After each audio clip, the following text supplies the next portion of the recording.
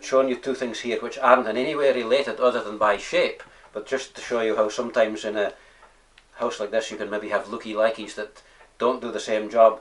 Both of these are wooden things with a heavier end, a wider end, and like a handle type end. This one is made from pine though, and it's fairly light.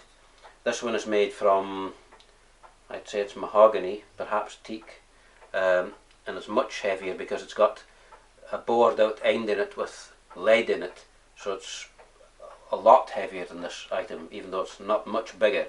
And that's because this thing here is a vegetable masher, so this is for mashing up your tatties, whereas this thing is a weighing device. And the way it operated is something like a traditional beam scale that perhaps viewers are familiar with, where an item is suspended on a bar and weights are put on the end, and the weights are slid along the scale until the thing balances. This works something on the same principle, other than the object that's to be weighed here, it remains static and the fulcrum is moved. This one is broken. There should be a metal hook on the end here, and what you do is you hang the thing that you're going to weigh. So it might be, say for example, so much dried fish, because dried fish were an item of trade goods, or it might be butter, which was also used in payment. So you needed to know the weight of that, so that we put in a bag, say like a sheepskin bag, you could put the butter in that to weigh it. And then the fulcrum, which is this here, it's just a piece of wood and a bit of twine. The fulcrum is moved. So to do the weighing, I'll change hands here.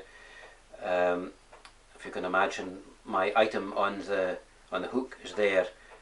You have to not put much of an impression of weight there to get the counterbalance, the lead shod end there, to cant upwards. But if you're out at this end here, it's actually quite hard to push it up, because you're having to fight gravity there to pull it up. And you see there's no numbers in it, but there's various notches. There's maybe 3 quite close together there, there's 4 even closer still, and then up at the end here there's another 4 or 5, and they're very close together, because of course the increments get smaller the farther out your fulcrum goes.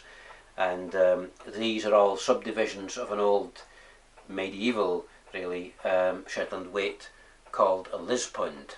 It's a long defunct unit of measurement. So this is an example of old, long ago Shetland still clinging on in the 19th century. This is a thing that people would have been familiar with in probably the 15th century.